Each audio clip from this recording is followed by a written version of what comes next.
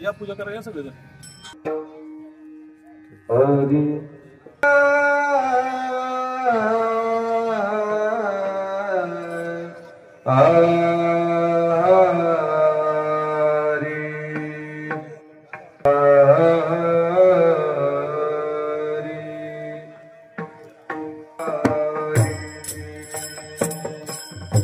जय जय राम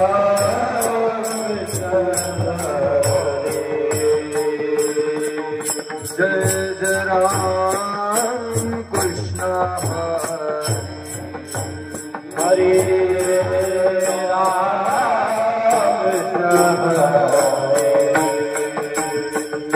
जय जय राम कृष्ण हरे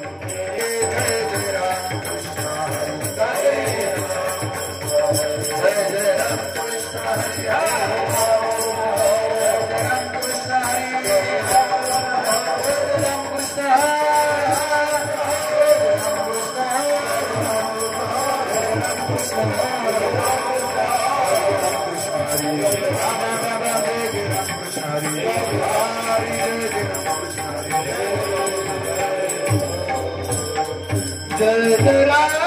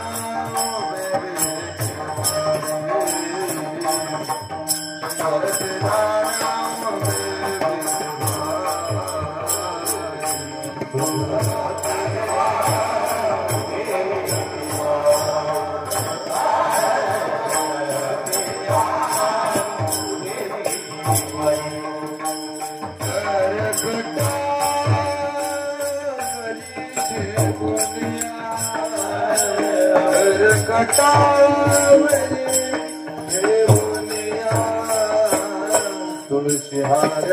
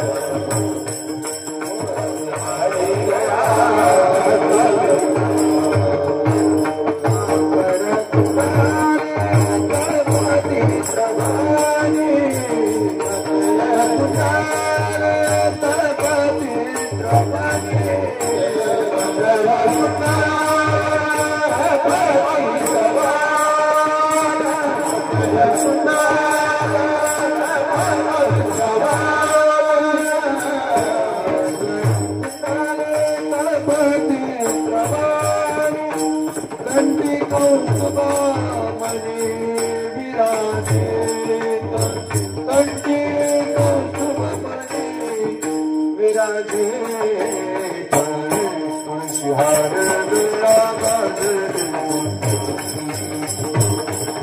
तुलसी हार विराज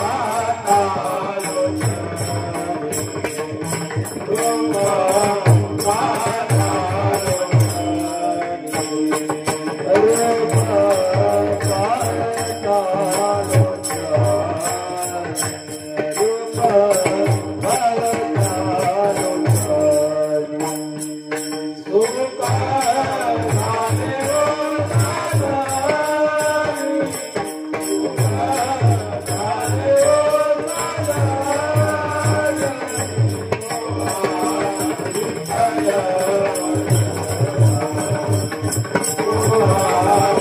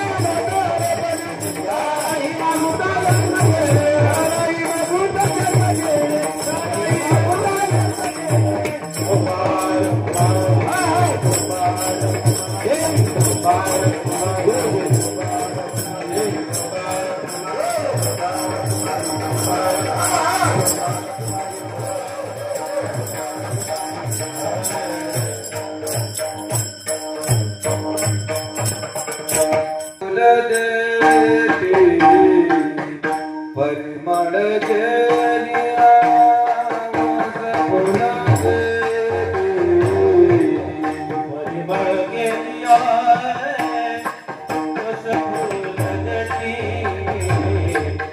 परिमळ केलिया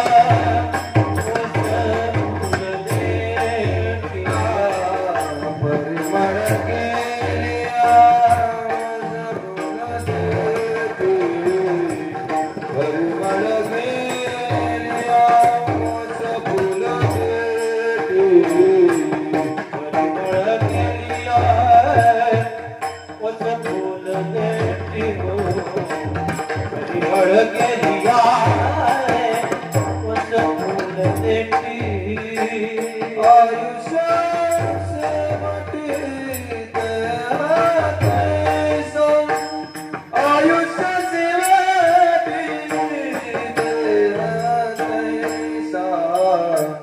हरिमुखे गाता हर पल चिंता हरिमुखे गाता हर पल चिंता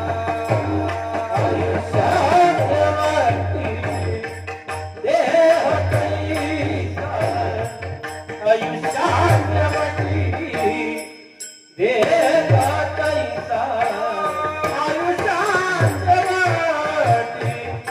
देह कैसा हर पल चिंता हरिमुखी गाता हर पल चिंता हरि मांगता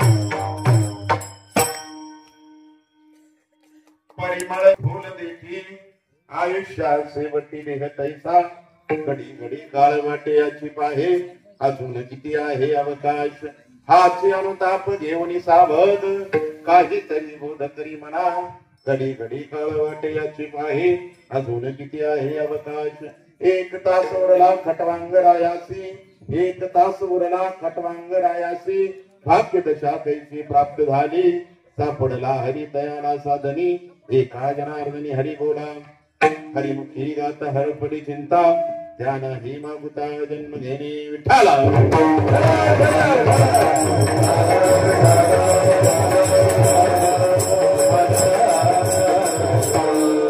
नमो विठ्ठला राजया पांडुरंगा नमो रुक्मिणी माऊली ज्ञान गंगा नमो पुंडलिका नमो चंद्रभागा नमस्कार माझा रुक्मिणी पांडुरंगा पांडुरंगा पारंगता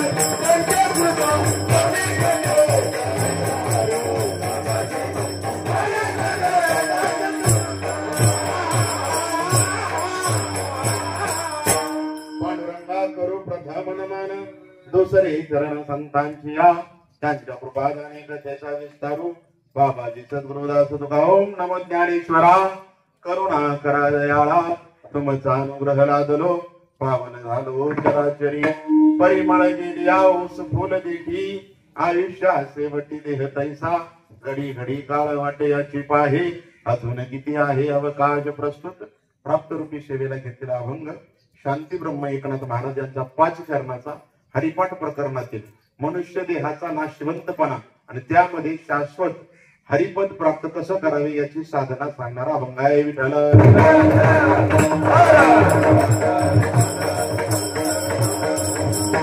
महायोग पीठे तटे भीमरथ्याम वरम पुंडलिकाय दातु मुनींद्रे समागत्य तिष्ठन्तमानंद कंदम ब्रह्मलिंगम भजे पांडुरंगम अलंकापुरी रम्य सिंहासनस्थम पदांबोधि तेजस्वहि प्रदेशम विधिन्द्रादिदेवे सदा श्रीयमानम समाधिस्थ मूर्तिं भजे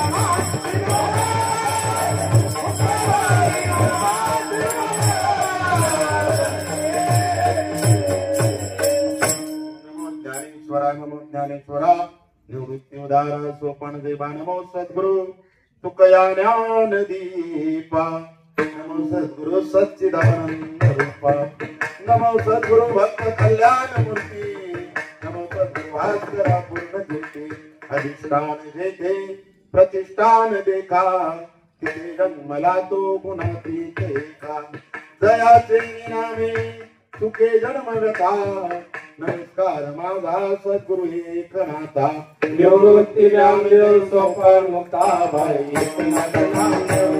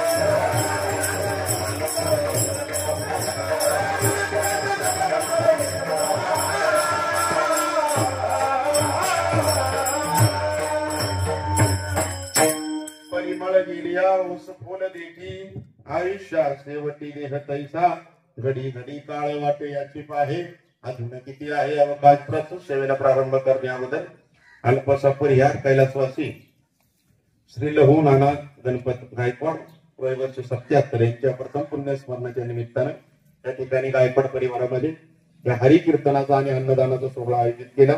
त्यांच्या पश्चात त्यांची 2 मुलं श्री विलास लहू गायकवाड श्री संतोष लहू गायकवाड एक मुलगी सौभाग्यवती मंगल शांताराम पिंगळे त्याचप्रमाणे बबनराव गायकवाड भाऊ नामदेव गायकवाड पुतणे आणि असणारा हा गायकवाड मोठा परिवार सर्वांच्या वतीनं 1 वर्षानंतर त्या दादांचं पुन्हा एकदा या ठिकाणी काय केलं जाते, आठवण केली जाते, स्मरण केलं जातं. ज्यावेळेस एखादा व्यक्ती जातो, गेल्यानंतर त्याच्या मुलांचं, मुलींचं, पिढीचं, पुतण्याचं कर्तव्य असतं, त्यांच्या घरच्यांचं 1 वर्षापर्यंत कर्तव्य गरुड पुराणामध्ये सांगितलं. 10वा होईपर्यंत 10 दिवस 10 पिंड त्या ठिकाणी दाखवायचे असतात. दररोज नैवेद्य दाखवायचा असतो. 13व्या 14व्या पर्यंत विधी प्राप्त होतो. त्यानंतर दर महिन्याला त्या व्यक्तीला पिंडदान करायचं. दर महिन्याला त्या ठिकाणी जो घास किंवा तो नैवेद्य दाखवायचा, तोच त्या जीवाला खायला मिळतो. 12 महिने त्याला यमधर्मापर्यंत जायला लागतात. 12 महिन्यानंतर जीव ही सामान्य जीवाची कथा आहे महाराज. त्या ठिकाणी जो हरिभक्त आहे त्याला मात्र हा नियम लागू होत नाही, परंतु सामान्य मध्ये 99.99% लोक की त्याच्यासोबत 1 वर्षानंतर तो जीव त्या ठिकाणी यमधर्मापर्यंत पोहोचतो. 1 वर्षानं प्रथम पुण्यस्मरण आपल्याला करणं त्या संततीचं, त्या मुलांचं कर्तव्य असतं. त्या निमित्ताने अन्नदान केलं, हरिकथा केली तर त्या जीवाला पुढची गती प्राप्त होते. 1 वर्षापर्यंत त्या ठिकाणी आपलं घरच्यांचं कर्तव्य असतं आणि ते कर्तव्य या ठिकाणी गायकवाड परिवार पार पडतोय. म्हणून या ठिकाणी कीर्तनामध्ये मला साथ देत आहेत हरिभक्तीपरायण गायनाचार्य सोपान समाधान महाराज सेलार, हरिभक्तीपरायण माऊली महाराज पवार, समाधान महाराज सेलार आणि माऊली महाराज पवार, मृदुंग मणी, हरिभक्तीपरायण संदीप महाराज शिंदे, आमच्या संस्थेचे सर्व बालवारकरी, आपले राजाराम जाधव विनेकरी, शांताराम गुंजावडे, हरिभक्तीपरायण सोबदार, तुम्ही सर्व श्रोते सज्जन, सर्वांच्या चरणावरती नतमस्तक होऊन सेवेला प्रारंभ करतो. विठ्ठल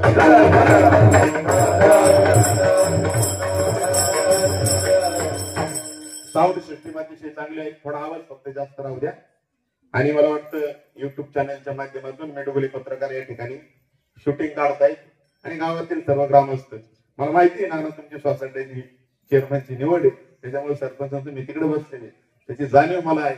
परंतु तरी सुद्धा मी तुम्हाला परवानगी देईन मध्ये उठायचं जर फोन आला तर, परंतु तोपर्यंत जोपर्यंत ऐन टाइम मला सही करायला लावं लागत नाही तोपर्यंत तुम्ही कीर्तन त्या ठिकाणी ऐकावं, आहे का नाही. एका ठिकाणी तुकोबराने सांगितलं 7 दिवसाचा जरी झाला उपवासी तरी कीर्तनाची सोडू नये, आहे का नाही. आता तुम्ही तसं 12 वाजवतील त्या ठिकाणी मला वाटतं तिकडे विठ्ठल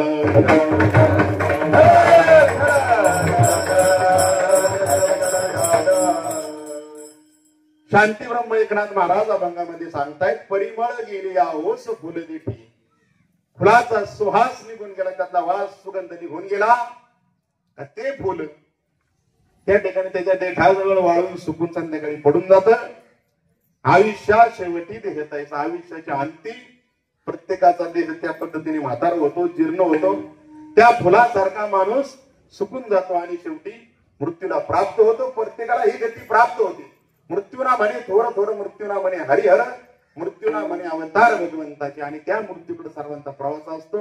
म्हणून घडी घडी काळ वाट याची पाहे, आज होणं किती आहे अवकाश की. आता काळ वाट पाहत असते, याला किती दिवस जिवंत ठेवायचा. आणि म्हणून मृत्यू शाश्वत आहे, काळ आपला त्या ठिकाणी घास येणार आहे. म्हणून मनुष्यानं सावध व्हावं आणि हाच अनुताप घेऊन सावध काहीतरी बोध करी म्हणा. मनुष्यानं सावध व्हावं आणि काहीतरी आपल्या मनाला समजावं की मृत्यू आहे, सर्व जागेवरती राहणार आहे.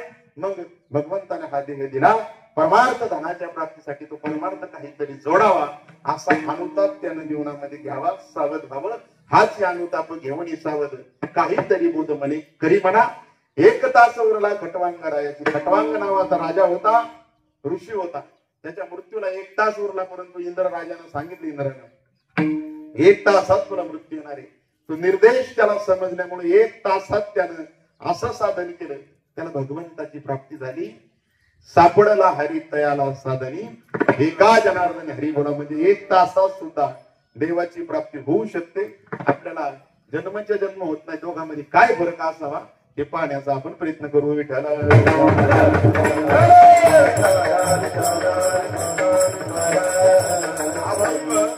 शांती ब्रह्म एकनाथ महाराजांचा. एकनाथ महाराजांनी सांगितलं मनुष्याला संसार किती दिवस करावा, जन्माला आल्यानंतर किती वेळ संसारात मनुष्याने गुंतावं.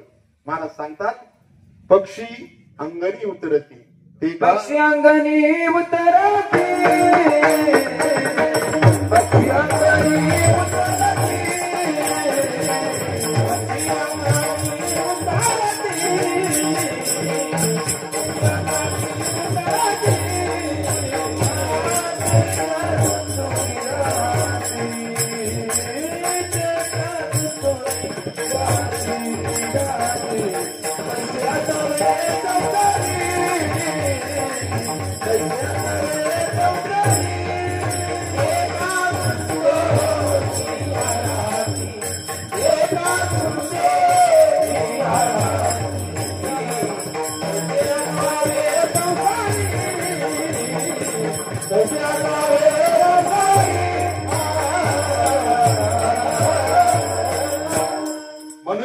संसार किती वेळ करावा, तर एकनाथ महाराज सांगतात पक्षी आपल्या अंगणामध्ये येतात, त्यांना आपण दाणे टाकतो.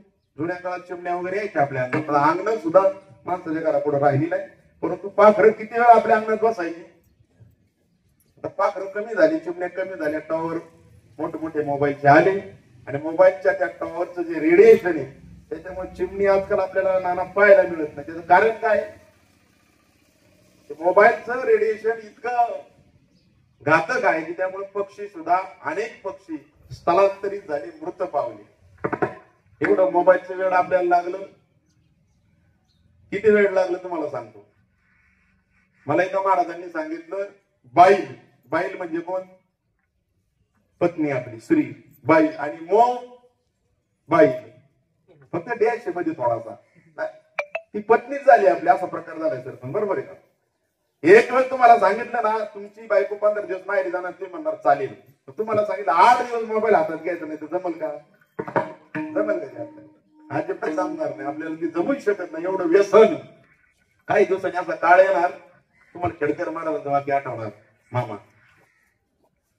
अजून 10-15 वर्ष जास्तीत जास्त 15 वर्षांनी असा काळ येणार, डॉक्टर सांगणार आपल्याला मोबाईलचे दवाखाने असणार. मोबाईलमुळे वेळ लागलेली लोक, मोबाईलमुळे डोक्यात फरक झालेले लोक तिथे न्यावी लागणार. डॉक्टर त्याला पथ्य सांगणार, जसं साखर झाल्यावर डायबिटीस झाल्यावर गोड खायचं नाही, डॉक्टर त्याला सांगणार जसं एखादं धरतो, सोमवार धरतो, तसा 15 दिवसातून एकदा 24 तास पूर्णपणे बाजूला, 24 तास त्याचा उपवास तुला धरावा लागेल तर जगशील, अशी सांगायची वेळ येऊ शकते. एक माणूस मोबाईल मध्ये पाहत आला ना, फेसबुकवरचं व्हॉट्सअपवरचं स्टेटस पाहत आला, स्टेटस पाहता पाहता ते कामावून आलं 8 तास, ते दुसऱ्याच्याच घरात शिरला, दुसऱ्याच्या घरात गेला, आतमध्ये गेला. आतमध्ये गेल्यानंतर एक बाई होती, तिला सांगितलं जा पाणी आण मला. ती फेसबुक वरती एक पोस्ट टाकत होती, तिला वाटलं आपलाच नवरा आलाय. ती आतमध्ये गेली, चहा बरोबर पाणी, चहा दोन्ही घेऊन आली. त्याला दोन्ही प्यायला दिलं. हा चहा पित होता, तेवढ्या वेळात त्या बाईचा खरा नवरा घरात आला. त्याने दरवाजा उघडला, ते सुद्धा मोबाईलवरच होता, शॉर्ट व्हिडिओ पाहत होता. त्याने समोर यायला पाहिलं, त्याला वाटलं आपण दुसऱ्या घरात आलोय, म्हणत ते निघाला मागे. अशी वेळ इथं जगात त्या मोबाईलमुळे आली. असो, मोबाईल का चोरून गेलो मी, ते पक्षी कमी झाले, चिमण्या कमी झाल्या त्या रेडिएशन टॉवरच्या. जुन्या काळात अंगणामध्ये लोक काही कवयना धान्य त्या पाखरांना टाकायची, त्या चिमण्या धान्य उचलायच्या आणि किती वेळ आपल्या दारात बसायच्या, किती वेळ बसायच्या, दाणे टिपले का त्या निघून जायच्या. पक्षी अंगणी उतरती आणि त्याला दाणे टिपायला जेवढा वेळ लागतो ना तेवढा माणसाने संसार करावा, असं एकनाथ महाराज म्हणतात. आपण रात्रंदिवस उलट बांध पडतोय. विठ्ठल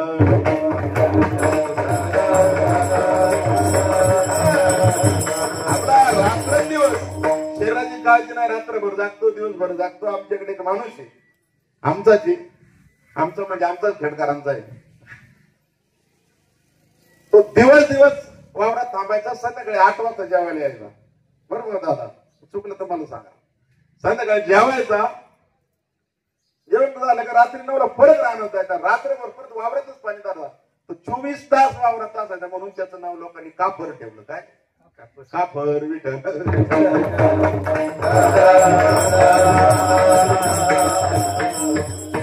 अजून आहे आमचं चुलतय, चुलत काय लांबचा नाही. असो, त्या ठिकाणी माणसाने किती वेळ संसार करावा, किती काबड कष्ट करावा. माणसाला झोपायची सुध नाही, खाण्याची सुध नाही.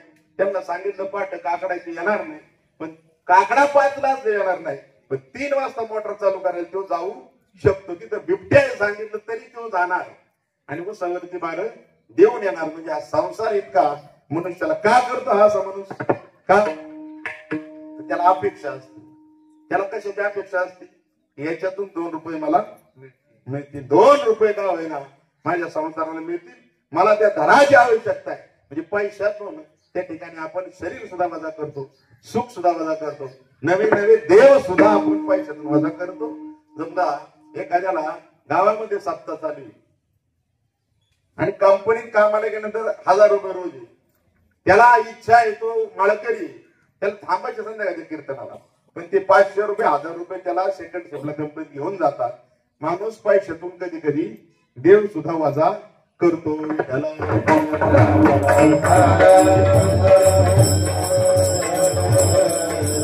म्हणून जेवणात आल्यानंतर आपण किती दिवस जगणार आहोत आपला समज आहे तो.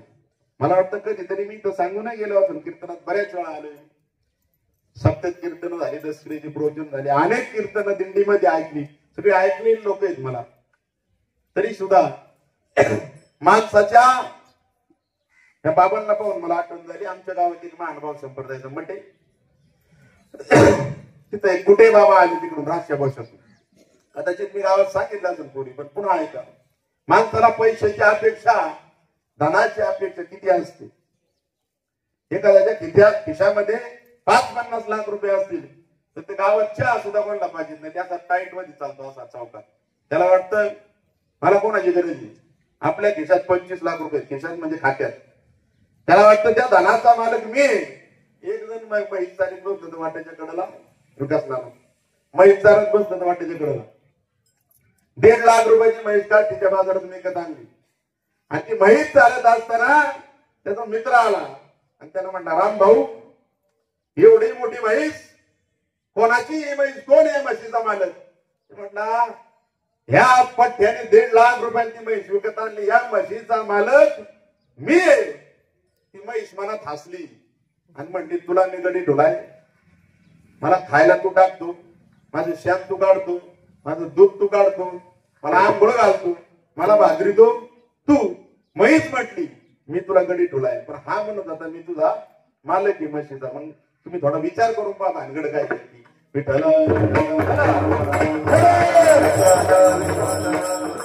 ते राशा वचन कुठे बाबा आमच्या गावात आले, गावकऱ्यांनी मदत केली. मग एक मठ बांधला, एक मंदिर बांधलं. मंदिर बांधून 10 लाख रुपये उरले, ते बाबांनी खात्यात ठेवले होते रांजणगाव गणपतीच्या बँकेत.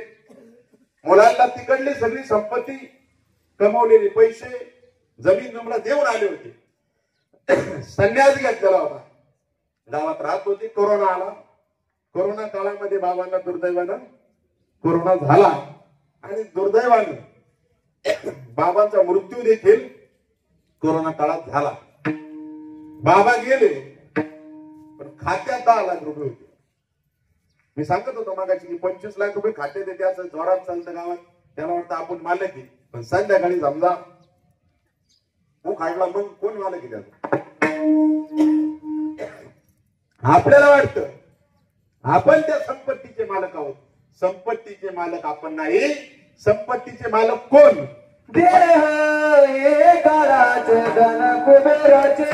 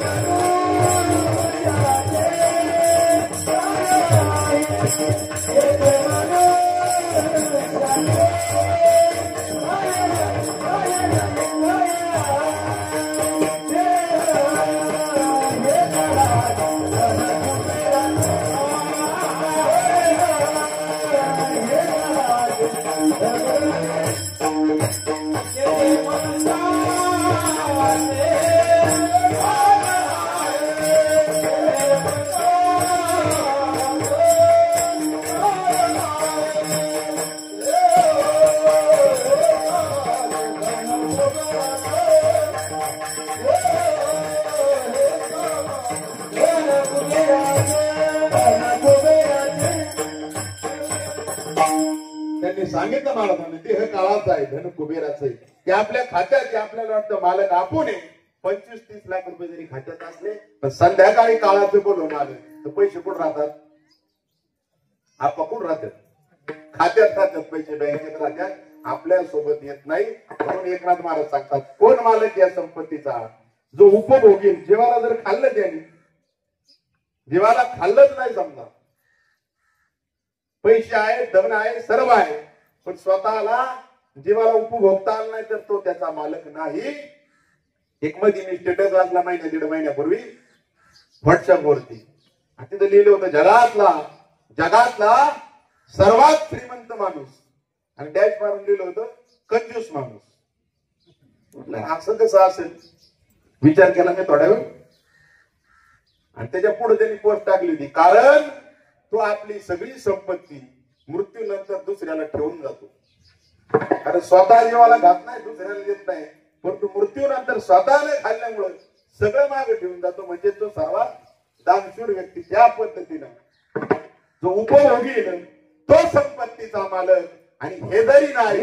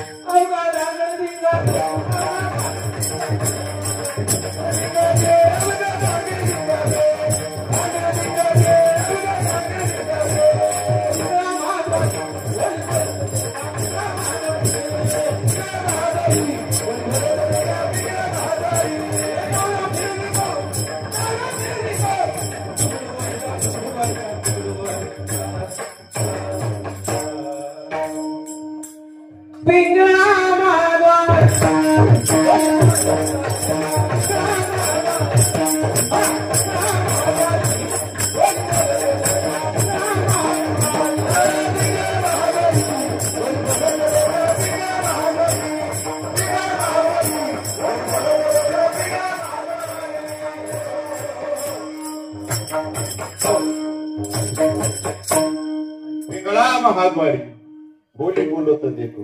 काय बोलतो तो, हे जरी ना ऐकालं पुढे दुसरा येईल, दुसरा कोणीतरी येईल, तुम्ही जीवाला खाऊ नका, तो खाईल तुमचा नातू बंधू तुमची संपत्ती. म्हणून माणसानं जीवनामध्ये काहीतरी दान धर्म करावा, जीवनामध्ये परोपकार साधावा, त्याही पुढे जाऊन जीवनामध्ये परमार्थ करावा. का करावा तर परिमळ गेली या ओस फुल देठी आयुष्या शेवटी देह तैसा. नाथबाबा सांगतात की आयुष्याच्या शेवटी मनुष्याला सर्व जागेवरती ठेवून जसं फुल सुकून जातं तसा माणसाचा देह सुकून जातो, त्याला मृत्यूला सामोरं जावं लागतं. ही वाणी कोणाची? शांती ब्रह्म एकनाथ महाराजांची. सामान्य होती का ते? पंचमहाभूतांवरती ज्यांची सत्ता आहे, ज्ञानोबर आहे, तुकोबर आहे, त्या ठिकाणी एकनाथ महाराज ही मंडळी सामान्य नव्हती. महाविष्णूचा अवतार सखा माझा ज्ञानेश्वर, त्याच न्यायानं रामेश्वर भट्ट म्हणे तुझ्या, तुका विष्णू नाही तुझा. आणि त्याच न्यायानं भानुदासाच्या पुढी महाविष्णूचा अवतार. तिन्ही शांती ब्रह्म एकनाथ महाराज जगद्गुरु तुकोबर आहे आणि ज्ञानोबर आहे, हे साक्षात भगवंताचे अवतार त्या ठिकाणी होते. पंचमहाभूतांना संपूर्ण ब्रह्मांडावरती त्यांची श्रद्धा होती. एक दिवस शांती ब्रह्म एकनाथ महाराजांनी ठरवला हा देह सोडायचा आणि त्यांनी देह सोडला. त्यांच्या भावकीतली लोक म्हटली आयुष्यभर यांनी आमचं ऐकलं नाही, ब्राह्मणाच्या विरोधात काम केलं. ते ब्राह्मण होते, भावकीचं ऐकलं नाही, नातेवाईकांचं ऐकलं नाही. हरिजनांची लोक गोळा केली, 18 पगार जातीची लोक गोळा केली, भागवत धर्माचा प्रचार केला, आपलं संस्कृतातलं ज्ञान मराठीत सोपं करून सांगितलं. हा आपल्या आणि जातीच्या विरोधात वागला. आता हा मेलाय ना, आता याला कोण उचलायला ते पाहू म्हणले. कुणी विचार केला? भावकीनं. शांती ब्रह्म एकनाथ महाराजांनी देह ठेवला, लोक गोळा झाली, पण एक पण खांदा लागला त्यांना. त्यांचे भाऊबंद, त्यांचे नातेवाईक ते म्हटले हा कोणाच्या खांद्यावर जातोय आता ते पाहू. एकनाथ महाराज उठून बसले आणि यांना सांगितलं मी नंतर केव्हा तरी मरेल, तुम्ही आता घरी जा. पुन्हा एक दिवस एकनाथ महाराजांनी देह ठेवला. आता लावती गोळा झाली, म्हटले ते परत जिवंत होण्यापेक्षा याला आपण घेऊन जाऊ. त्यांनी उचललं, खांद्यावर प्रेत यात्रा घेऊन चाललेले होते. आणि गावात एका चौकामध्ये आल्यानंतर एक बरेच वर्ष नांदायला न जाणारी मुलगी, तिचं कसं बस बैठक होऊन जुळलं आणि तिची आई तिला सासरी त्या ठिकाणी पाठवत होती. ती निघाली, मुराळीने आल्याला होता, ती निघाली आणि ही प्रेत यात्रा आडवी आली. ती बाई सहज म्हटली आजच या बामणाला मारायला टाइम मिळाला. कधीची माझी मुलगी नांदायला निघाली 2-4 वर्षातून, कसं बस जमलं आणि या ब्राह्मणाला मारायला आजच टाइम मिळाला. त्यावेळेस एकनाथ महाराज पुन्हा उठून बसले, म्हटले बाई तू जा आणि तुझी मुलगी नांदायला जाऊ दे, मी नंतर सवडीने कधीतरी मरण. पुन्हा उठून उभे राहिले, घरी गेले. पुन्हा त्यांनी देह ठेवला. तिसरा प्रसंग सांगणार नाही. जी दिंडीत आले होते त्यांनी ऐकला असेल पैठणला, बाकीच्यांना ऐकायचा असेल कसा देह ठेवला तर त्याचं कीर्तन पैठणला आपला 16 गेल्यानंतर दरवर्षी होतं. विठ्ठल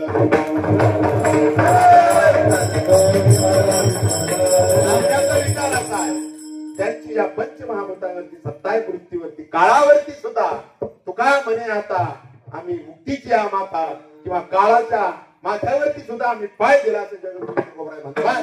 त्याने एकनाथ महाराजांचा सुद्धा काळावरती अधिकार होता. त्यांची वाणी आहे, कानाजवळ एक केस पांढरा झालेला पाहिला. कोणी?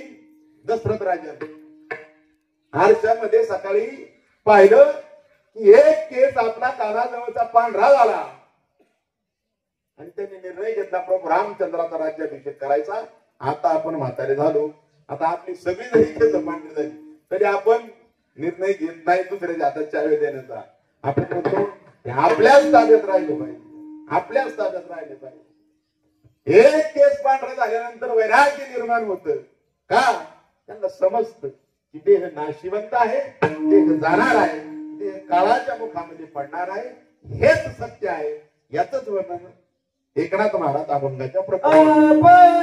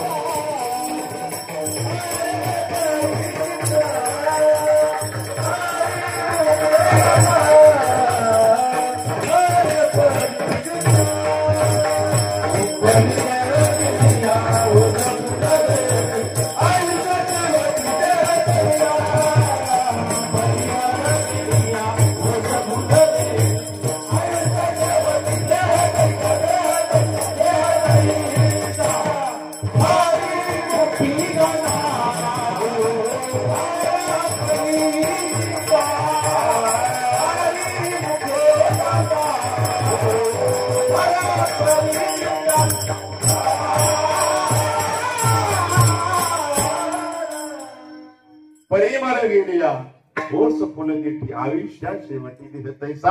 ज्यावेळेस आपण म्हातारे होतो आपला त्या ठिकाणी जो रुबाब असतो तो कमी होतो.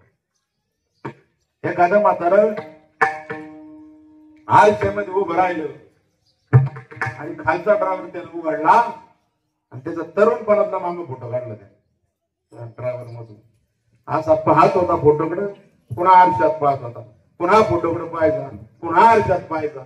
म्हटला त्या काळात कसे सफरचंदा सारखे घाल होतं म्हटलं माझे, आता कसं झालंय म्हटलं. म्हणजे हा बदल होता असतो काळाचा. त्या ठिकाणी काळ याची वाट पाहत असतो, घडी घडी काळ वाट याची पाही अजून किती आहे अवकाश तो वाट पाहत असतो. तो मृत्यूरूपी काळ आपल्या डोक्यावरती सतत त्या ठिकाणी असतो. परंतु मनुष्य मी मरणारच नाही या भूमिकेमध्ये जीवन जगत असतो. एवढ्यात तरी मी जाणार, मरणार माहिती, पण इतक्या लवकर तरी मला कोणी उचलणार नाही असा त्याचा समज असतो. असा प्रत्येकाचा समज असतो. मृत्यूच्या समय कोणाचीच तयारी जाण्याची नसते, अचानकच त्याला जावं लागतं. काळ त्याला बोलवतो. पाहतो उंदीरा घेऊन काय बोला, पाहतो उंदीरा घेऊन काय बोला, पाहतो उंदीरा घेऊन काय बोला, पाहतो उंदीरा घेऊन काय बोला, घेऊन काय बोला, पाहतो उंदीरा घेऊन काय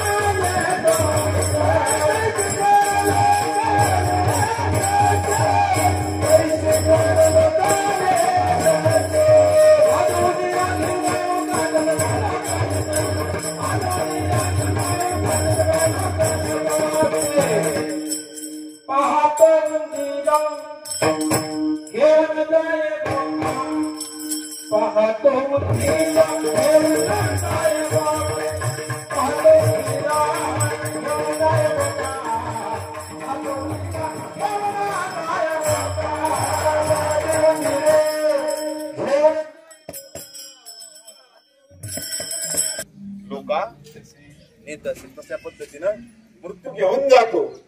पण जाण्या जाण्यामध्ये फरक असतो. जो हरिभक्त नाही त्याचा सुद्धा देह पडतो, आणि जो हरिभक्त आहे, जो साधू आहे, ज्याला जीवनामध्ये ब्रह्मत्वाची प्राप्ती झाली नाही त्याचा सुद्धा देह पडतो. पण दोघांच्या जाण्यात फरक आहे. फरक कसा आहे? आणि प्रमाण दिलं, पाहत उंदीर घेऊन जाय बोका. तसा सामान्य मनुष्याचा मृत्यू आहे. ज्या पद्धतीनं तो उंदीर मुखामध्ये मांजर डिवचून त्याला मारते, त्या पद्धतीने मृत्यू येतो. सामान्य मनुष्याचा मृत्यू शास्त्रात सांगितला, एक विंचू जर आपल्याला चावला तर आपल्याला त्याचा त्रास सहन होत नाही. पण 40,000 विंचू एकाच वेळी चावावे एवढी वेदना, एवढा दाह, एवढं दुःख मनुष्याला शरीर सोडताना जीव जाताना होतं. आणि जो हरिभक्त आहे, हा उंदराला त्याच तोंडामध्ये मांजर घेऊन जाते, परंतु त्याच तोंडामध्ये मांजर स्वतःच्या पिलांना सुद्धा घेऊन जाते. उंदीर मांजराच्या तोंडात आहे, पण त्याचं दुःख त्याला माहिती. मांजराचं पिलू सुद्धा मांजरीच्या मुखामध्ये असतं, पण त्याला त्रास होत नाही. त्या दोन्ही मध्ये जो फरक आहे तो हरिभक्ताचा मृत्यू आणि सामान्य जीवाचा मृत्यू, एवढा फरक त्याच्यामध्ये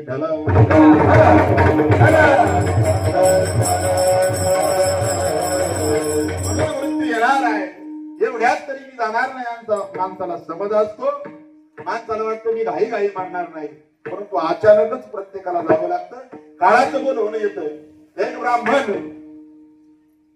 ब्राह्मण युधिष्ठिर राजाकडे आला संध्याकाळच्या समयाला, आणि त्याने राजाला सांगितलं, राजा उद्या माझ्या मुलाचं मौंजी बंधन आहे, मला दक्षिणा हवी, कपडा लत्ता घेण्यासाठी आणि किराणा घ्यायचा आहे, अन्नदानासाठी मला तुझ्याकडून दक्षिणा हवी आहे. युधिष्ठिर राजाने सांगितलं, बाबा उद्या सकाळी ये, माझा स्नान संध्येचा आता टाइम झालेला. तो ब्राह्मण माघारी निघाला. युधिष्ठिर राजा होता.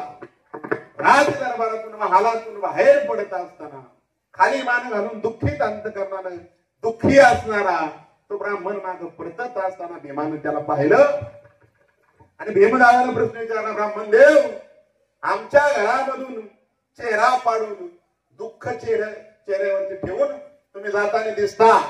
तुमचा चेहरा उदास आहे. काय कारण आहे? आमच्या घरातून माघारी परतताना तुमच्या चेहऱ्यावर दुःख आहे.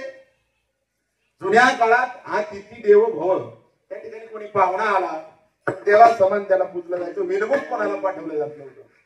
काय तुझं दुःख आहे विचारलं भीमानं. का चेहरा पाडून आमच्या घरातून चाललाय? त्यावेळेस त्या ब्राह्मणाने उत्तर दिलं, भीमदादांनी युधिष्ठिर महाराजाकडे उद्या सकाळी माझा मौंजीबंधनाचा कार्यक्रम मुलाचा आहे आणि त्या निमित्तानं मला काही खरेदी करायची, काही कपडे, काही किराणा अन्नदानासाठी. आणि राजाने मला सांगितलं की उद्या सकाळी. आता राजाने जर उद्या सकाळी सुद्धा त्याच्या व्यापारामध्ये मला वेळ दिला नाही आणि उशिरा पैसे मिळाले तर मी किराणा आणणार कधी, कार्यक्रम होणार कसा, जेवण लोकांची व्हायची कशी, ही चिंता माझ्या चेहऱ्यावरती आहे आणि म्हणून मी उदास होऊन तुमच्या घरातून माघारी चाललो. भीमानं काय केलं? नगारा होता. जुन्या काळामध्ये नगारा वाजवला जायचा. निरोप देण्यासाठी एखादी बातमी द्यायची असेल जोरात नगारा वाजवला जायचा. मग लोक गोळा व्हायची आणि मग तो मनुष्य त्याच्याकडे जी बातमी असेल आनंदाची दुःखाची तो देऊन टाकायचा. भीमानं नगारा वाजवला. जोरात नगारा वाजवल्यानंतर लोक गोळा झाली, 100-200 लोक. अगदी युधिष्ठिर राजा सुद्धा बाहेर आले. ज्या वेळेस युधिष्ठिर राजा बाहेर आला त्यावेळेस भीम नगारा वाजवता नाचू लागला, आनंदामध्ये डोलू लागला, अजून उड्या मारू लागला. त्यावेळेस एका माणसाने विचारलं त्याला, भीमा, तुला कोणती आनंदाची बातमी द्यायची? तुला कशाचा आनंद झालाय? कशासाठी तू नगारा वाजवल्या मला सांग. त्यावेळेस भीमानं उत्तर दिलं की माझे थोरले बंधू राजा युधिष्ठिर यांनी मृत्यूवरती विजय मिळवलाय आणि त्यांनी मृत्यूवरती विजय मिळवलाय म्हणून मला आनंद झालाय, ही बातमी तुम्हाला दिली. त्यावेळेस राजा युधिष्ठिर म्हटला, मी तर काय मृत्यूवरती विजय मिळवलेला नाही, तो असं कसं काय म्हणतोयस? त्यावेळेस तो भीम उत्तरला, या ब्राह्मणाला उद्या सकाळी तुम्ही दक्षिणा घेण्यासाठी बोलवलं, याचाच अर्थ असा आहे की उद्या सकाळपर्यंत तुम्ही मरणार नाही याची तुम्हाला खात्री आहे. याचाच अर्थ आहे की तुम्ही मृत्यूवरती विजय मिळवला. त्यावेळी युधिष्ठिर महाराजाला समजलं आपली चूक काय. एका घडीचा भरवसा आपल्या हातामध्ये नाही, ग्रासगिरी सत्ता नाही. हातामध्ये घेतलेला घास गिळेल का नाही ही सुद्धा सत्ता आपल्या हातामध्ये नाही. जन्मले ते बाळ त्याची वाट पाहे काळ.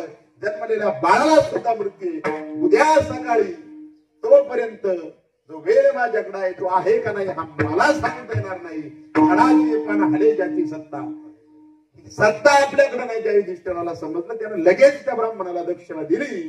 सांगण्याचा विचार असा आहे की मनुष्याला घडी काळ वाटे याची पाहिजे. घडी म्हणजे क्षणाला मृत्यू आपली वाट पाहतोय. पुढचा क्षण आपल्या आयुष्यात आहे का नाही हे आपल्या हातामध्ये नाही. म्हणून एकनाथ महाराज म्हणतात क्षणाला जागा हो, कारण घडीला काळ तुझी वाट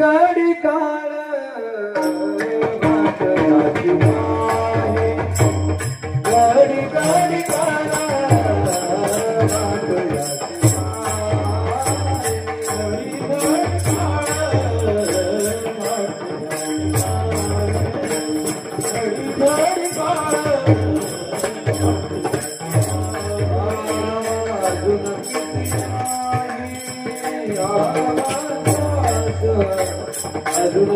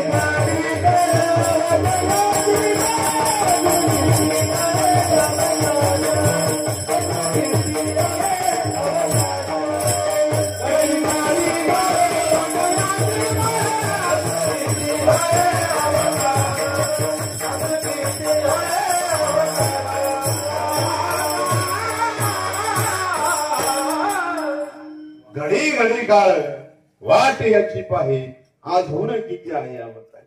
अजून याला उचलायला टाइम किती, याचा काळ वाट पाहता असतो. मृत्यू केव्हाही येऊ शकतो. म्हणून मनुष्याने काय व्हावं, सावध व्हावं. सावध होऊन मनुष्यानं परमार्थ करावा. हाच अनुताप घेऊन सावध काहीतरी बोध करी म्हणा. आता इथं आपण बसलो या प्रांगणामध्ये, समजा या मंदिरात आपण बसलो असं गृहीत धरा. या मंदिरामध्ये कोणाला असं वाटतं का आतमध्ये बसल्यानंतर हे मंदिर माझ्या बापाचं आहे? वाटतं वेगळं आत बसल्यानंतर? का वाटत नाही? किंवा ह्या जागेवरती आता आपण बसलोय माझ्या मालकीची असं का वाटत नाही आपल्याला आता?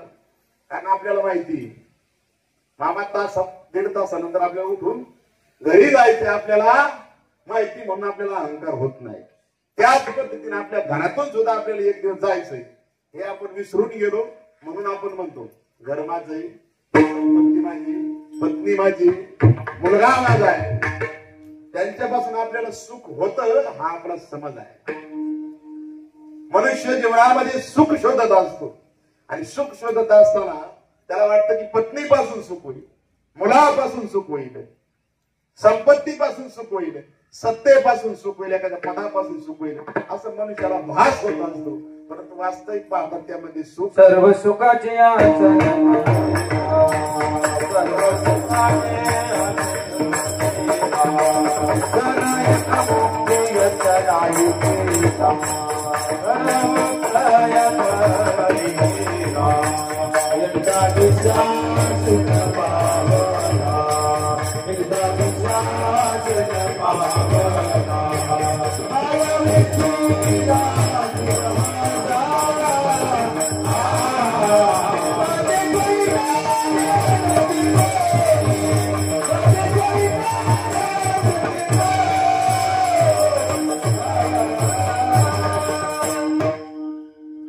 सर्व सुखाच्या आशे जन्म गेला. त्या ठिकाणी सुखाच्या आशेने मनुष्य जन्म घालवतो. ज्या दिवशी तो 2 रुपये कमवायचा बंद होतो, घरामध्ये बसतो, आयत खातो, त्या दिवशी कोट्यावधी रुपये जरी त्यांनी कमवलेले असले, लाखो जरी कमवले असले, हजारो जरी कमवले असले, तरी त्याचा खिसा रिकामाचा असतो. का? ज्यावेळी तो दवाखान्यात जातो, मुलगा त्याला घेऊन जातो, तर लखोपतीचा असू द्या, करोडपतीचा असू द्या, नाही तर एखाद्या सामान्य घरातला असू द्या, ज्यावेळी तो मनुष्य वयस्कर झाल्यानंतर दवाखान्यात नेला जातो, त्याचाच मुलगा ती चिठ्ठी पाहतो. डॉक्टर 5,000ची औषध दिल्यानंतर 2,500ची मग 8 दिवसाची द्या. ते म्हातारा सुद्धा ज्याने लाखो रुपये कमवलेले असतात आपल्या तरुणपणात, ते सुद्धा म्हणतो नको पोराला खर्च. बरोबर म्हणते बाळा तू, 15 दिवसाच्या गोळ्या घे. ज्यावेळेस तो जीव पराधीन होतो, सर्व सुखाच्या आशे जन्म गेला. काल मला वाटतं अहिल्याबाई होळकरांची जयंती का पुण्यतिथी काहीतरी होतं काल. आपल्याला वाटतं आपल्या मुलापासून आपल्याला सुख होईल, परंतु अहिल्याबाई होळकरांनी स्वतःचा मुलगा स्वतः मारला. तो जिवंत असताना तो अशा पद्धतीने वर्तन करत होता, दुराचार करत होता. त्यांनी विचार केला, हा कुलांगार जिवंत ठेवला तर माझ्या पश्चात सर्व संपत्ती पापाचरणामध्ये खर्च करील, त्यापेक्षा हा कुलांगार मारलेला बरा.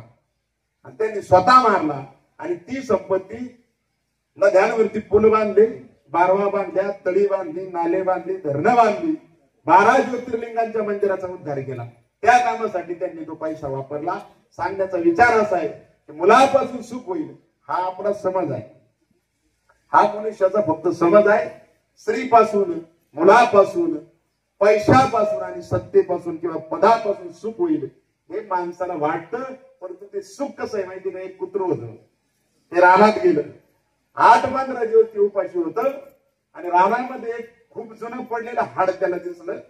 ते हाड त्यानं मुखामध्ये घेतलं आणि ते चावू लागलं.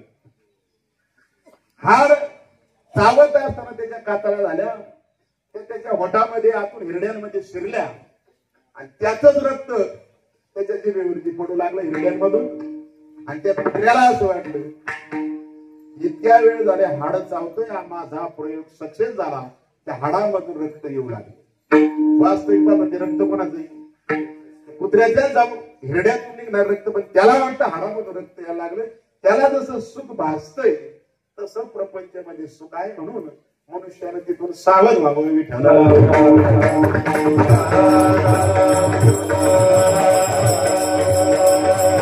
मनुष्यानं सावध व्हावं. सावध का व्हावं? त्याला वाटतं, मला वाटतं मध्ये एखाद्या दशकीने सांगितलं असेल धर्माच्या काळात जर प्रवचन झालं असलं तर कुठंतरी मी उदाहरण दिलं की मागच्या वर्षी साधारणतः 7-8 महिन्यापूर्वी एक रांजणगाव माणूस आमच्याकडे आला. संस्थेमध्ये आला आणि पवार महाराज तो म्हटला मला तुमच्याकडे ठेवून घ्या. वय होतं साधारणतः 65 वर्ष. इन शर्ट वगैरे करून आला. कशाला ठेवू तुला इथं? इथं मुलं आहेत म्हटलं लहान. काय म्हटलं तुम्ही तुमचं टॉयलेट साफ करायला सांगा, मुलांचं फरशी पुसायला सांगा, झाडायला सांगा, पडेल ते काम करायला सांगा, मी ग्रॅज्युएट झालेला माणूस लिहायला सांगा, पण 2 वेळ फक्त अन्न द्या. माझा मुलगा मला सांभाळत नाही. त्याची मी थोडी चौकशी केली. त्याचा सक्का भाऊ डॉक्टर आहे. कोण आहे?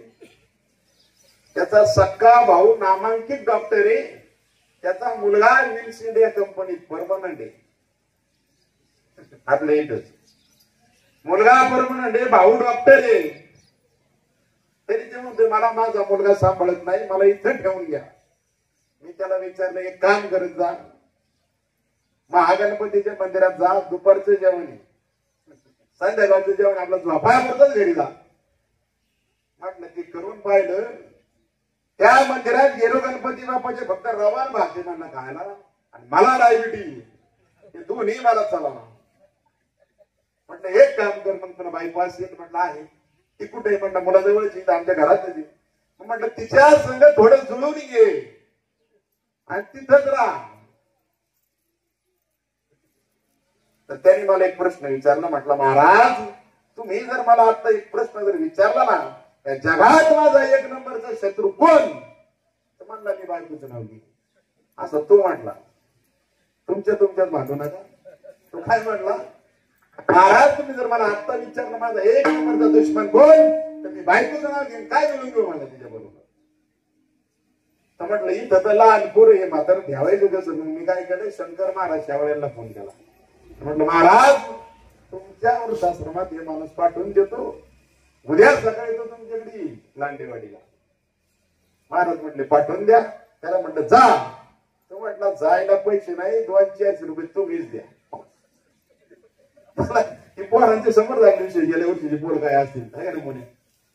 मी त्याला 200 रुपये दिले. म्हणलं जा बाबा.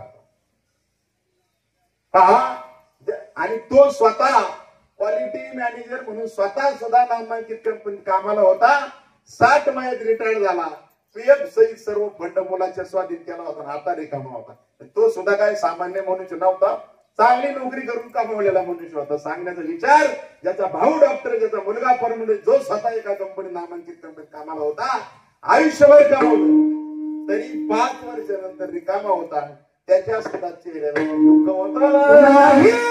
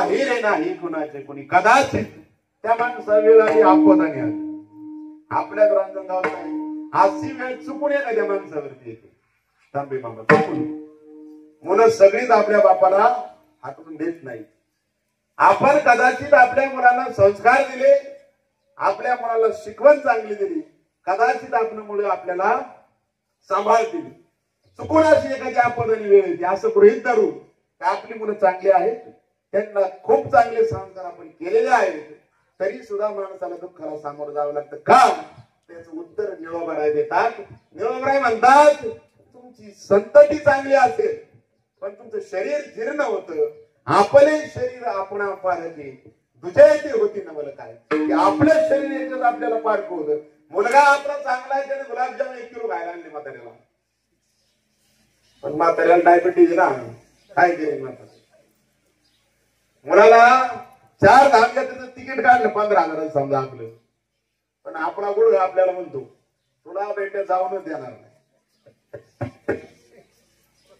आपले शरीर आपणा पार की तुझे ते होती नवल काय दुसऱ्या बाजूला होती त्याच्यात नवल नाही हे शरीर सुद्धा एक दिवस आपली साथ हळूहळू सोडतं आणि म्हणून मनुष्याला सावध व्हावं आमचे आजोबा एका खाट्यावरती झोपले होते दिवाळीची सुट्टी होती नातवाला आपण असं जपून ठेवतो पैसे कुठंतरी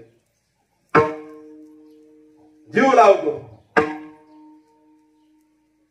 म्हातारं झाडाखाली झोपलेलं होतं माझ्या मामाचा मुलगा आला मळकलला झालेला गोष्ट माझ्या समोरची गोष्ट म्हातारा असं गाड सावलीला झोपले दिवाळी नेटकी संपलेली होती त्यानं सुतळी बाबा आणला खाट घालून लावला फाट कुणी आवाज झाला महाराजांनी वाजवला म्हातारा डचकून जागे झालं नातवाकडे पाहावं लागलं गावारलं म्हातार त्याला वाटतं रात्रीतच झोपलं कारण चोरांनी दगड घातला घाबरत झाली नातू असा 10-20 फुट उभा राहिला आणि म्हटला म्हाताऱ्याला बाबा फटाक्याची कशी गंमत आली म्हातारा अजून तळतळलं पण अंगात पुढे जोर राहिलाय पकडून हाणायचं एवढं थांबलं नाही ते पोरग ज्यांच्यासाठी आपण संपत्ती राखून ठेवतो ना काय करतात बघा मला आठवतंय चांगलं 3 वर्षापर्यंत ते पोरग म्हणायचं म्हाताऱ्या जवळ नाही येईल ते म्हाताऱ्याच्या 10-20 फूट लांब थांबायचं म्हणायचं बाबा कालच्या फटाक्याची कशी गंमत आली होती म्हातारा परत तळतळायचं 2-2 वर्ष ते गंमत करीत राहिले म्हाताऱ्याची साखऱ्याचा विचार असा ज्यावेळी शरीर क्षीण होतं गलित पात्र शरीर होतं त्यावेळेस आपल्याला आठवतं की आता आपल्या सोबत काही नाही त्यावेळेस आपण परमार्थ करायचा ठरवला तर तो आपल्याच्याने होत नाही आपलं शरीर परमार्थाला सुद्धा त्यावेळेस म्हणावी अशी साथ आता समजा कानानेच आपला आधार घालवला काय ऐकू येणार डोळ्यालाच काय दिसणार काय ज्ञानेश्वरी वाचणारी आपण त्यावेळेस शरीर जर गलित पात्र झालं तर परमार्थ सुद्धा माणसाचा होत नाही म्हणून मनुष्याने सावध व्हावं हा काहीतरी होत त्याने घ्यावा आणि परमार्थ करावा अभंगाचं 3रं हाती आणो ताप घेऊन सावध हाती आणो ताप घेऊन सावध हाती आणो ताप घेऊन सावध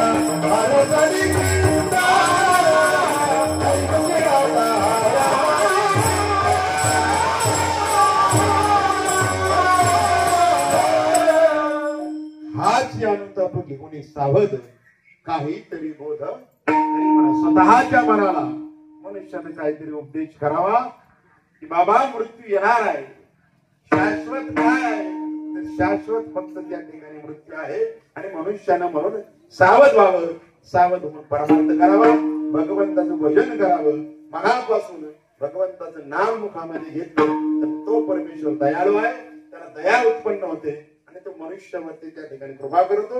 म्हणून आता हात वर करून त्या विटेवरच्या मालकाचं भजन करा, हात वर करा.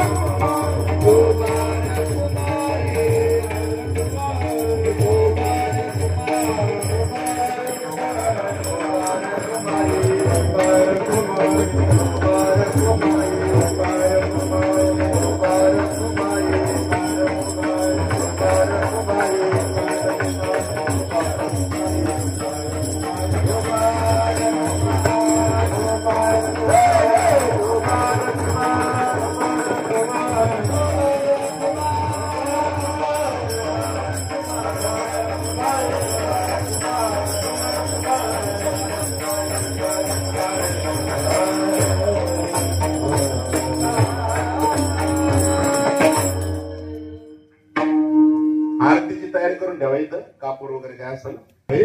अजून किती आहे अवघड, अजून अवघड शिल्लक आहे. कीर्तन संपायला थोड्याच वेळात आपण कीर्तन थांबू. हाच अनुताप जेवणी सावध काहीतरी बोध करी म्हणा.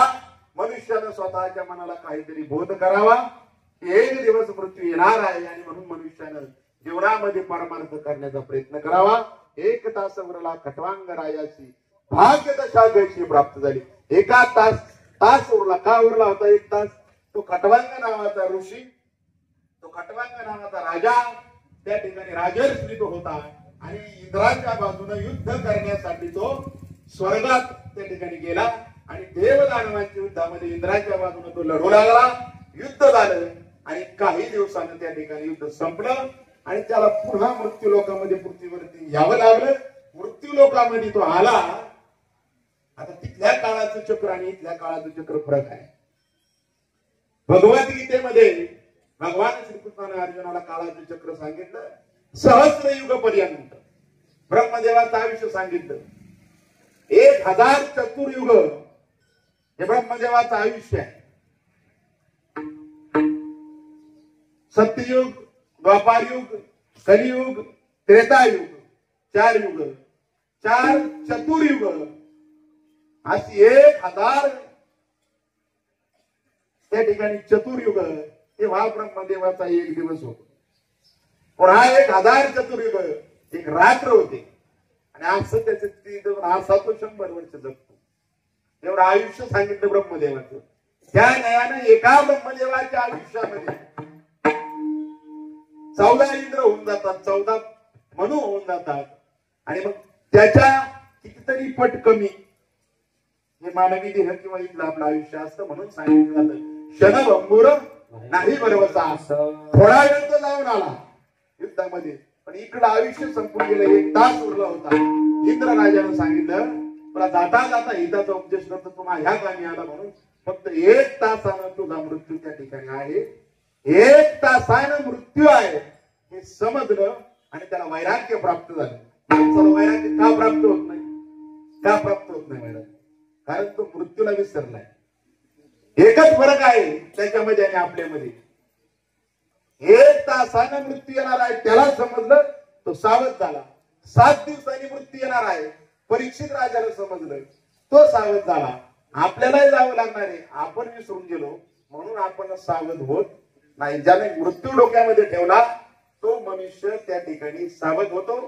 1 तासात त्याने असं साधन केलं की भगवंताची त्याला प्राप्ती झाली.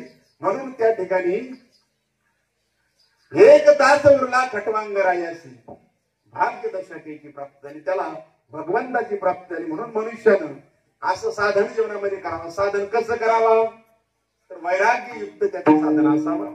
त्याच्या मनामध्ये कसली अपेक्षा, इच्छा, चिंता त्या ठिकाणी नसावी, तर त्याचं साधन त्या ठिकाणी फळाला जातं. आपण परमार्थ भरपूर करतो, परंतु परमार्थ करत असताना आपलं लक्ष मारत सगळं कुठंतरी मन प्रपंचामध्ये त्या ठिकाणी गुंतलेलं असतं. काय 1 तासामध्ये त्या खटवांग राजाला त्या ठिकाणी भगवंताची प्राप्ती झाली. का आपल्याला जन्मोजन्मी होत नाही? त्याचं कारण आहे आपली श्रद्धा कमी पडते, आपला विश्वास कमी पडतो, आपला प्रयत्न कमी पडतो, त्या ठिकाणी आपला भाव कमी पडतो, नवी नवी आपलं वैराग्य त्या ठिकाणी कमी पडतं, आपला विवेक जागा होत नाही. का होत नाही? आपण मृत्यू विसरतो. पहा आपण कितीही परमार्थ केला आणि प्रपंचातली आस जर आपली निघून गेलेली नसेल, तिथला स्वार्थ निघून गेलेला नसेल, तिथली धनाची अपेक्षा केलेली नसेल, तिथले नातेवाईक पत्नीचं आपल्याला सत्य भासत असेल, तर मनुष्याचा परमार्थ पूर्णत्वाला जात नाही. एक छोटं उदाहरण देतो. एक गाव होतं, गावाच्या बाजूला नदी होती आणि नदीच्या पलीकडे दुसरं गाव होतं. त्या पलीकडच्या गावची यात्रा होती आणि मग इकडून पलीकडे जाण्यासाठी मध्ये नाव होती, घोडी होती. त्या घोडीतून 10-12 जण मित्र पलीकडे जत्रेसाठी गेले. यात्रा जत्रा त्यांची झाली. यात्रेचा दुसरा दिवस होता, त्यांचाच दिवस होता. आता मध्ये दिवस होऊन गेला काही लोकांचा. आता आमुष्याला तसा दिवस त्यांचा दुसऱ्या दिवशी होता. भरपूर पिरे वगैरे मस्त एकदम. संध्याकाळी 10-11 वाजले. रात्री 11 वाजता त्यांनी ठरवलं आता आपल्या घरी जायचं. नदीवरती आले, होडीत बसले आणि होडीत बोलू लागले. 1 तास झाला, 2 तास झाला, 5 तास झाले. तांबडं फुटलं आणि एकाची उतरली.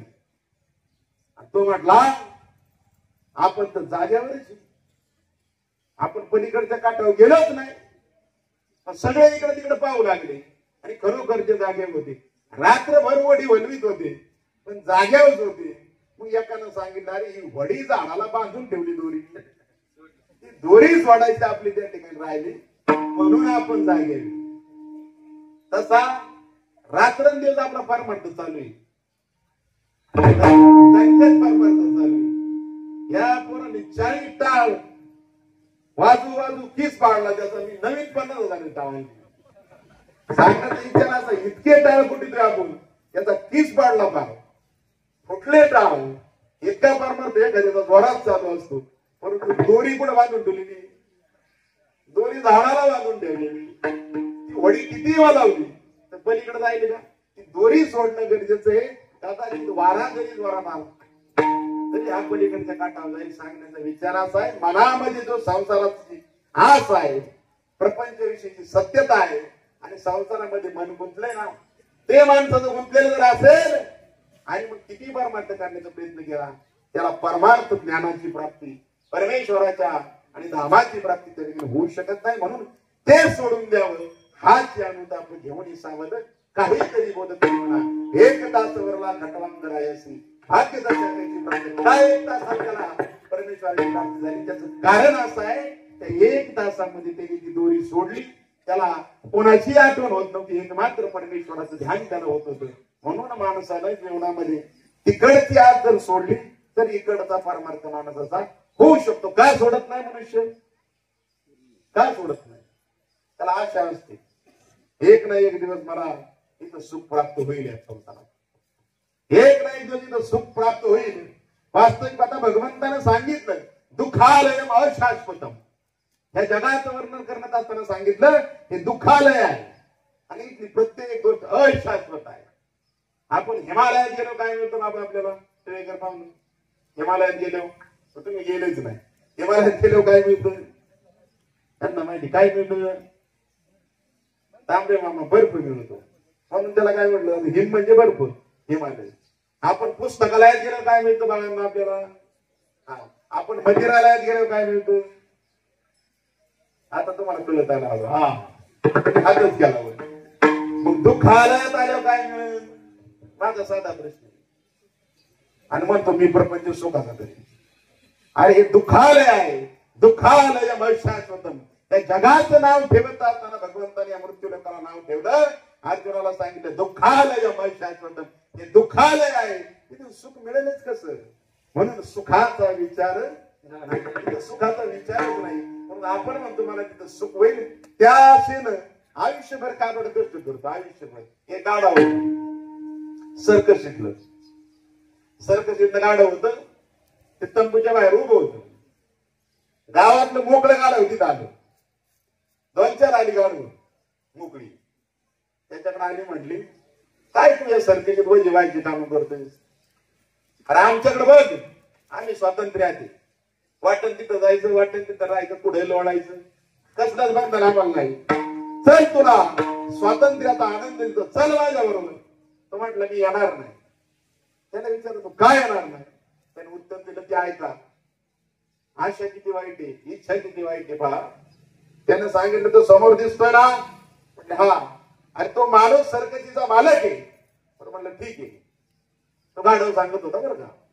म्हणजे त्याच्या शेजारी जी सुंदर मुलगी उभी आहे ना ते गाढव म्हणजे हा ती त्याची मुलगी आहे.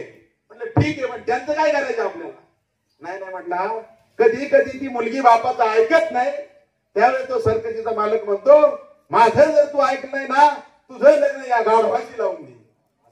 आणि एक ना एक दिवस होईल ह्या आशेने मी या सरकतीत थांबलो तुम्ही निघा. अशी काहीतरी आशा आपल्या मनात असते.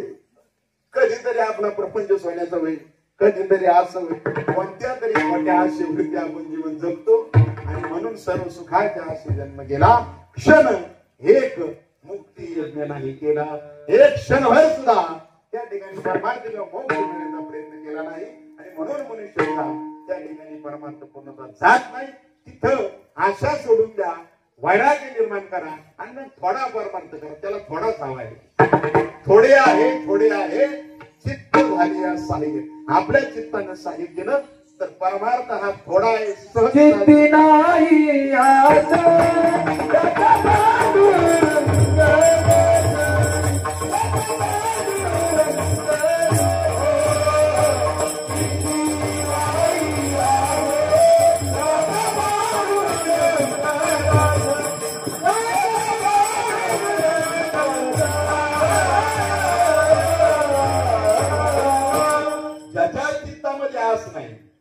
इच्छा नाही चित्ती नाही असं त्याचा पांडुरंग.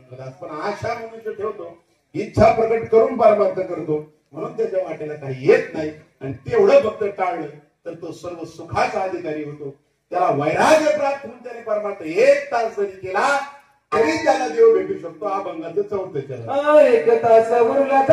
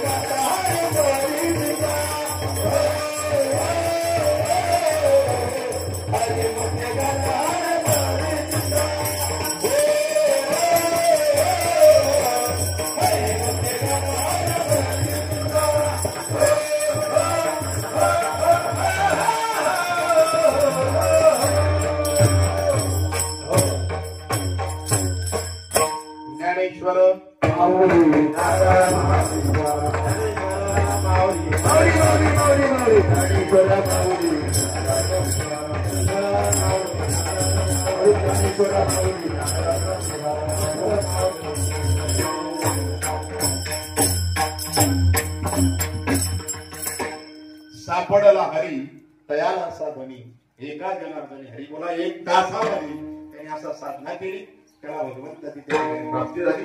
आज कैलासवासी लहुणाना गणपत गायकवाड यांच्या प्रथम वर्ष श्राद्धाच्या निमित्तानं या गायकवाड परिवारामध्ये हरिकीर्तनाचं आयोजन अन्नदानाचं नियोजन आणि या निमित्ताने या ठिकाणी आहे. 1 वर्षानंतर मी सुरुवातीला सांगितलं की परिवाराचं कर्तव्य 1 वर्षापर्यंत पुण्य स्मरणापर्यंत हे कर्तव्य या गायकवाड परिवारानं पार पाडलं. एवढेच नाही संपलेला 2-4 मिनिटं घेतो. बऱ्याच वेळा पाहिलेली आहे का नाही आपण. ही बऱ्याच वेळा तुम्ही दरवर्षी 5-7 वेळा तरी पाहता, परंतु आता थोडक्यात ती संपत आलेली आहे आता, है का. असो, त्या ठिकाणी आमच्या भक्ती वेदांत वारकरी संस्थेत चालू वर्ष 15वे आणि मोठ्या स्वरूपाचा अखंड हरिनाम सप्ताह आहे. दररोज त्या ठिकाणी अन्नदानाच्या पंक्ती आहेत. आपल्या गावातून एक पंगत सुद्धा रेवणनानांनी दिली होती, पण त्याला काल परवा सांगितलं पंक्ती आमच्या तिथंच खंडाळ्यात झालेल्या आहेत. तुम्ही दुसरीकडे कुठेतरी हातभार लावा, काय हरकत नाही त्या सप्त्यासाठी. कारण सर्व परिचयाची भरपूर माणसं आहेत. पंढरपूरच्या वारीत आपण सोबत चालतो, पैठणच्या वारीत आपल्या गावातून 5-50 माणसं त्या ठिकाणी येत असतात. तर या ठिकाणी मी आता आवर्जून आपल्याला सांगतो, 20 तारीख ते 27 तारीख या दरम्यान आपल्या इथून बहुतेक माणसं येणारच आहेत. नामदेव गायकवाड असतील, दत्त गायकवाड असतील, आमचे रामदास मामा तांबे असतील, रेवण नाना असतील, संभाजी खरपुडे असतील, शांताराम मुंदवडे असतील, एखादं नाव राहील की सर्व येणारी माणसं सांगतो बरं मी तुम्हाला. यांच्या सोबत त्या ठिकाणी रेवण नानांना कॉन्टॅक्ट करा. जास्तीत जास्त माणसं सप्त्यासाठी रोज या, असं या ठिकाणी मी या निमित्ताने सांगेन. आपल्या संस्थेमध्ये एक मधुकरीची अन्नदानाची योजना केलेली, ती मला आठवण केली कोणतरी सांगा मगाशी, तर ती तुम्हाला सांगतो. आपण संस्थेमध्ये जी मुलं ठेवतोय त्यांची वर्षाला जी 15,000 रुपये आर्थिक फी होती, ती आपण चालू वर्षी बंद केली. त्यांच्या पालकाकडून आपण 2-3 दिवसाच्या पंक्ती आणि धान्य घेतो. फक्त वर्षभरात मुलांकडून राहण्यासाठी, खाण्यासाठी आणि शिक्षणासाठी मानधन घेतलं जात नाही आणि शक्यतो आपण कोणाकडे काही मागतही नाही.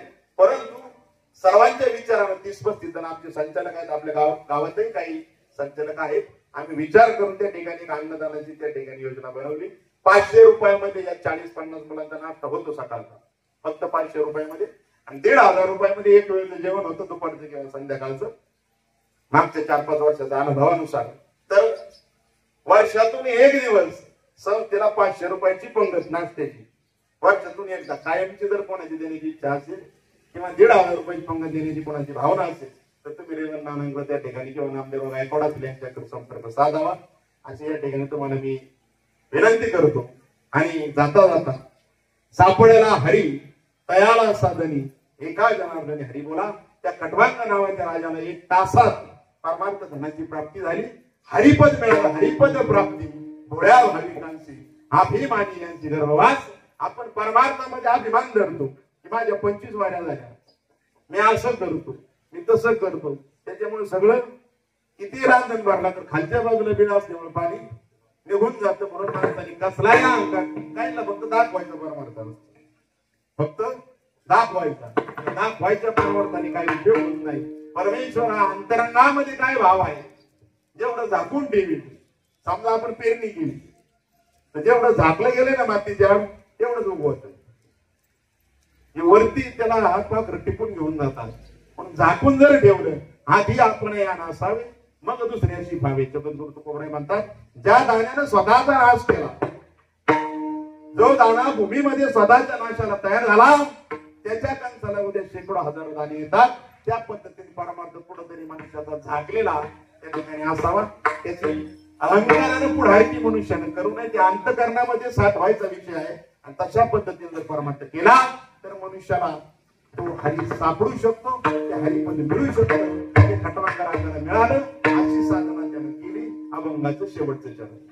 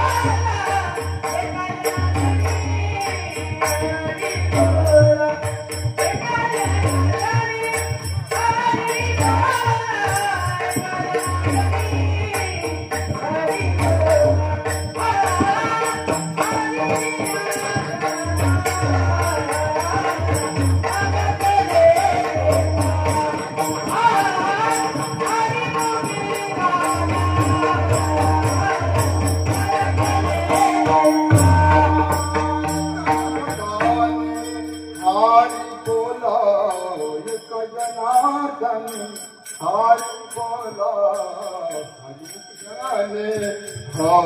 बोला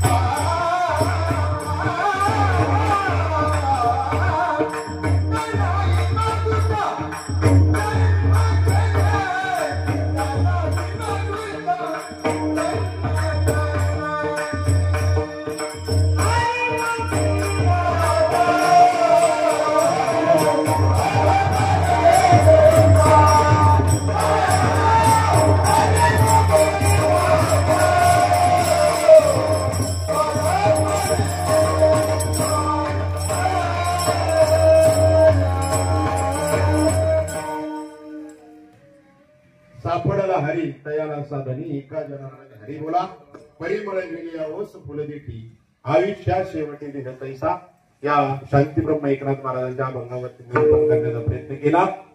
आपल्या गावातील ज्येष्ठ व्यक्तिमत्व कैलासवासी श्री लघुनाना गणपत गायकवाड एक वर्षानंतर त्यांचं पुण्यस्मरण त्या निमित्तानं त्यांच्या पश्चात त्यांचे दोन चिरंजीव विलास गायकवाड आणि संतोष गायकवाड एक मुलगी सौभाग्यवती मंगल शांताराम पिंगळे आणि सर्व गायकवाड परिवार आपल्या सर्वांनी या ठिकाणी प्रेमाने मला बोलवलं.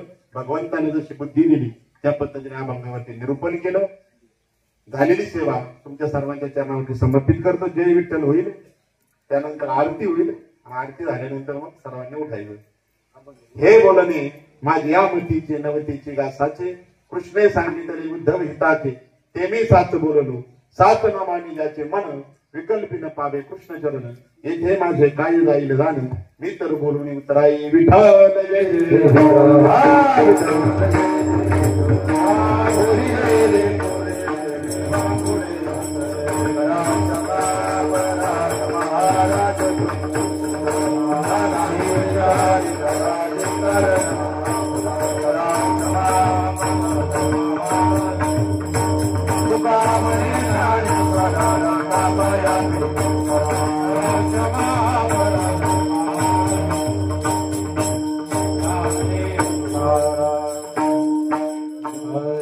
आम्ही जातो तुम्ही कृपा आम्ही जातो तुम्ही कृपा